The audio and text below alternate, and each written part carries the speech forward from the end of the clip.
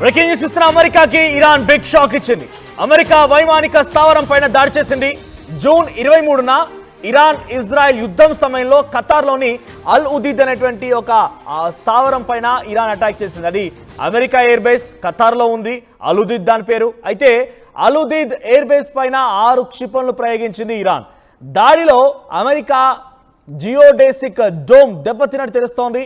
అత్యాధునిక కమ్యూనికేషన్ పరికరాలతో జియోడేసిక్ డోమ్ ని ఏర్పాటు చేశారు. అయితే దాడి నష్టాన్ని అధికారికంగా ప్రకటించుకోలేదు. అమెరికా దాడి జరిగిన విషయాన్ని చెప్పలేదు. మీరు చూస్తున్న ఆర్టీవీ స్క్రీన్ పైన శాటిలైట్ దృశ్యాలని ఖతార్లోని అల్ ఉదీద్ డోమ్, అల్ ఉదీద్ ఎయిర్ బేస్. అది అమెరికాకు సంబంధించినటువంటి ఆ ఎయిర్ బేస్ ఖతార్లో ఉంది. దాంట్లో అల్ ఉదీద్ చాలా కీలకమైనది, ఖతార్లోనిది. సో అల్ ఉదీద్ ఎయిర్ బేస్ పైన దాడి చేసినటువంటి ఆ క్రమంలో అమెరికా జియోడేసిక్ డోమ్ పూర్తిగా కుప్పకూలిపోయింది. ఆ శాటిలైట్ దృశ్యాలు మీరు చూస్తున్నారు. ఆపరేషన్ రైజింగ్ లయన్ పేరుతో ఇరాన్ దాడి చేస్తే ఆపరేషన్ ట్రూ ప్రామిస్ 3 పేరుతో ఇరాన్ ఇజ్రాయెల్ పై దాడి చేసింది. ఒకరిపై ఒకరు దాడి చేసుకున్నారు. అయితే దీంట్లో మధ్యలోకి ఎంట్రీ ఇచ్చిన అమెరికా ఫార్దో, నతన్జా, ఇస్ఫహాన్ సంబంధించినటువంటి అణుస్థావరాలపైన అమెరికా ప్రత్యక్షంగా దాడులు చేసింది. అమెరికా డైరెక్ట్గా తమకున్నటువంటి B-2 బాంబర్లతో దాడి చేసి అక్కడి ఆ న్యూక్లియర్ స్థావరాలని కుప్పకూల్చే ప్రయత్నం చేసింది. అయితే వాస్తవానికి ఇరాన్ దాన్ని అక్కడ ఎటువంటి న్యూక్లియర్ స్థావరాలు లేవు, ఎలాగైనా కూడా అమెరికా దాడి చేస్తుందని చెప్పి ముందుగానే మేము వాటిని తొలగించేసాము. మా దగ్గర ఇంకా 400 కిలోల యురేనియం శుద్ధి చేసింది సిద్ధంగా ఉంది. అవసరమైతే 10 అణుబాంబులను తయారు చేస్తాం, లేదంటే టెక్నికల్ బాంబ్స్ని తయారు చేస్తామని చెప్పి వార్నింగ్ కూడా ఇచ్చింది. అయితే ఆ 3 అణుస్థావరాలను పేల్చిన తర్వాత అమెరికా సంబంధించిన ఎయిర్ బేస్ని టార్గెట్ చేసుకుంది. మిడిల్ ఈస్టర్న్ కంట్రీస్లో అమెరికాకి 18 ఎయిర్ బేస్లు ఉన్నాయి. దాంట్లో ఖతార్లోని అల్ ఉదీద్ సంబంధించిన ఎయిర్ బేస్ పైన ఇరాన్ టార్గెట్ చేసి పేల్చేసింది. దీంట్లో అమెరికా జియోడేసిక్ డోమ్ని కోల్పోయినట్టు తెలుస్తోంది. అయితే నష్టాన్ని ఇంకా అమెరికా మాపై దాడి చేసిందని కానీ, అమెరికా నష్టపోయిందని కానీ ఎక్కడ ప్రకటించుకోలేదు. సో ఇరాన్ దాడిలో మా ఎయిర్ బేస్ కుప్పకూలిపోయిందని చెప్పలేదు అమెరికా. అలా అని చెప్పి మాకు నష్టం వాటిందని కూడా చెప్పారు. అధికారికంగా ధృవీకరించుకోవడం కొంత వాళ్ళకి చెడ్డ పేరు. బికాజ్ మమ్మల్ని కూల్చేసాం, మేము కూలిపోయాం, మేము కుప్పకూలిపోయామని చెప్తే అమెరికా కొంత ఇబ్బంది పడుతుంది. ప్రపంచ దేశాల్లో మీ పైన కూడా దాడి జరిగింది అనే రకంగా అందరూ కూడా వేలైతే చూపే అవకాశం ఉంది. కాబట్టి అలా దాన్ని ధృవీకరించుకోకుండా దాన్ని చాలా తేలిగ్గా కొట్టిపారేస్తోంది అమెరికా అధ్యక్షుడు Donald Trump. So Donald Trump చాలా తీవ్రంగా నష్టపోయినట్టు తెలుస్తోంది. ఒక ఎయిర్ బేస్ కుప్పకూలిపోవడం అంటే అది లక్షల్లో ఉండదు, కోట్లు అంతకంటే ఉండదు, కొన్ని వేలాది కోట్లలోనే ఆ ఎయిర్ బేస్ వాల్యూ చేస్తుంది. కాబట్టి కొన్ని వేలాది కోట్లే అమెరికాకి నష్టం వాటినట్టు తెలుస్తోంది. ఏకంగా జియోడేసిక్ డోమ్ని కూడా కుప్పకూలిపోవడం అంటే చిన్న విషయం ఏం కాదు. ఏకంగా తాము ఒక బిగ్గెస్ట్ వెపన్గా, బిగ్గెస్ట్ స్థావరంగా ఉన్నటువంటి ఆ ఎయిర్ బేసెస్లో ఈ జియోడేసిక్ డోమ్స్ అనేది కూడా అటువైపుగా వచ్చేటువంటి ఆ డ్రోన్లు లేదంటే మిసైల్స్ని వాటిని అడ్డుకోవడం కోసం. ఉదాహరణకి ఇజ్రాయిల్లో ఐరన్ డోమ్ అనేది ఉంది. ఐరన్ డోమ్ ఏం చేస్తుంది? సో వచ్చేటువంటి మిసైల్స్ని, డ్రోన్స్ని అడ్డుకొని వాటిని సమర్థవంతంగా తిప్పికొట్టి ఒక్కదాన్ని కూడా ఇజ్రాయెల్ నేలపై పడకుండా చేస్తూ ఉంటుంది. సో ఆకాష్ తీర్ ఇండియాలో ఉంది, అది కూడా దానిపైన కూడా అదే మిసైల్స్, డ్రోన్స్ రాకుండా తిప్పికొట్టే ప్రయత్నం. అలాంటిదే ఈ జియోడేసిక్ డోమ్. ఇదేం చేస్తుందంటే అక్కడ ఎయిర్ బేసెస్లో ఎటువంటి దాడులు జరగకుండా ఒకవేళ మిసైల్స్, డ్రోన్స్ లాంటివి వచ్చినా కూడా వాటిని తిప్పికొట్టే పని చేసేదే ఈ జియోడేసిక్ డోమ్.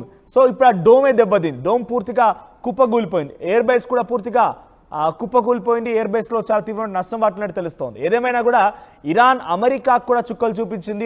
అల్ ఉదీద్ ఆ ఎయిర్ బేస్ పైన దాడి చేసి ఆఖరికి వస్తే వరుసగా అటు ఇరాన్ ఇజ్రాయెల్ పై దాడి చేసింది, ఇజ్రాయెల్ ఇరాన్ పైన దాడి చేసింది, వరుసగా దాడులు చేస్తున్నారు. మధ్యలో 10వ రోజున అమెరికా వచ్చి ఇరాన్లో ఉన్నటువంటి అణుస్థావరాలను పేల్చేసింది. ఆ తర్వాత మరుసటి రోజే ఖతర్లో ఉన్నటువంటి అమెరికా ఎయిర్ బేస్ పైన ఇరాన్ దాడి చేసింది. సో అన్ని వైపులా అన్ని దేశాలకు నష్టపోయాయి. కానీ ఎక్కువగా నష్టపోయింది ఇరాన్ మాత్రమే.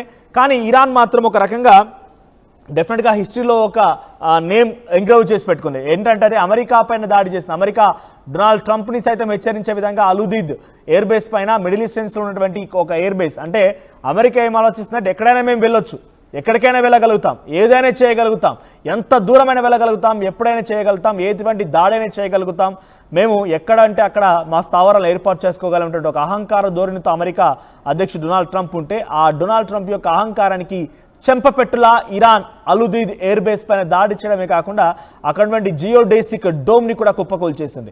మీరు ఆ లైవ్ విజువల్స్ని అంటే శాటిలైట్ దృశ్యాలని మీరు యాక్టివ్ స్క్రీన్ పైన చూస్తున్నారు. సెకండ్ బాక్స్ మీరు గమనించండి. శాటిలైట్ దృశ్యాలవన్నీ కూడా అమెరికా జియోడేసిక్ డోమ్ ఉంది అక్కడే. అల్ ఉదీద్ ఖతార్లో ఉన్నటువంటి అమెరికా ఎయిర్ బేసెస్లో అక్కడ ఉన్నటువంటి ఆ ఎయిర్ బేసెస్ని రక్షించుకోవడం కోసం జియోడేసిక్ డోమ్ ఉపయోగపడుతుంటుంది. సో తమపైన ఎటువంటి మిసైల్స్ వచ్చినా డ్రోన్స్ వచ్చినా వాటిని సమర్థవంతంగా తిప్పుకోవడం కోసం ఆ ఎయిర్ బేస్ని రక్షించడం కోసం ఈ జియోడేసిక్ డోమ్ ఉపయోగపడుతుంది.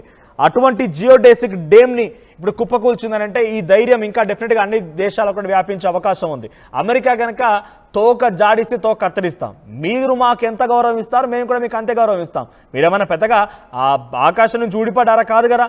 డొనాల్డ్ ట్రంప్ ఏమైనా ఆకాశం నుంచి డైరెక్ట్గా ఊడిపడ్డా? కాదు కదా. ఆయన కూడా ఒక మనిషే కదా.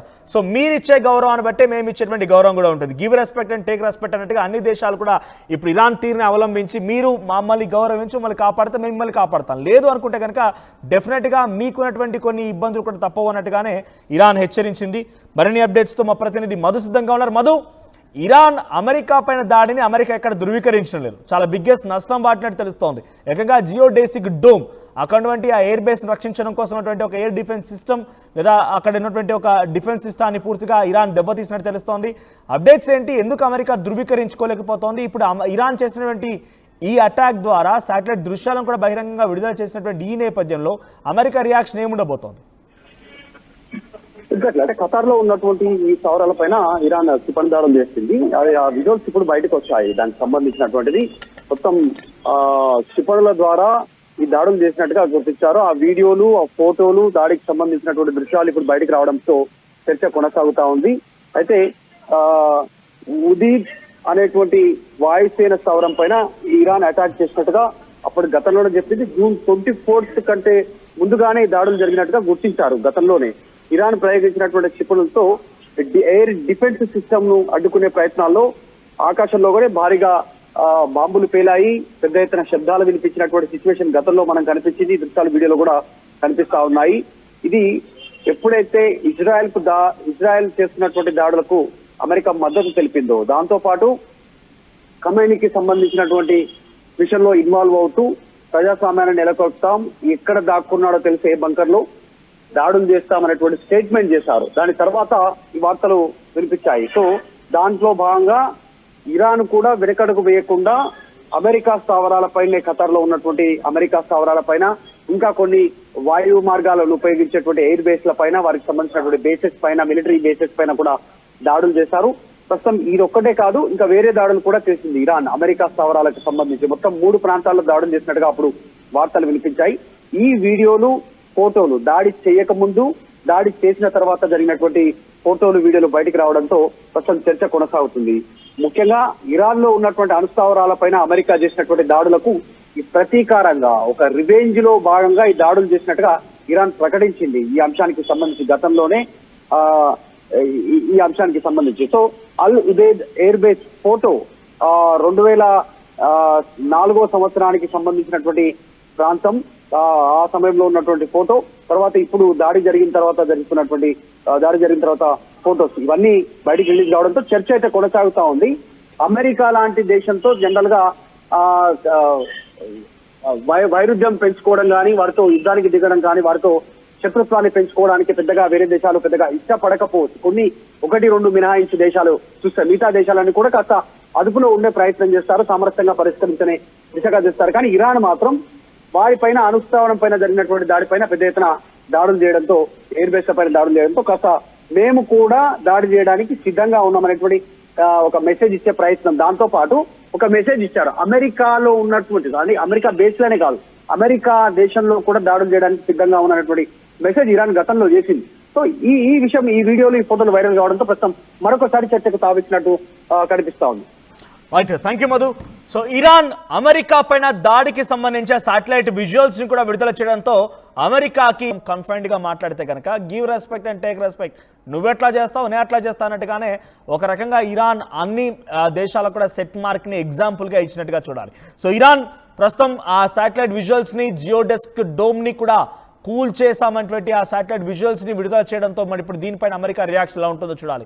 సో అమెరికా అధ్యక్షుడు డొనాల్డ్ ట్రంప్ కి ఇరాన్ చేసిన ఈ పని నిజంగానే శాస్తి జరిగింది అనుకుంటున్నారా, పాపం పండింది అనుకుంటున్నారా? మీ అభిప్రాయం ఏంటి? కామెంట్ చేయండి.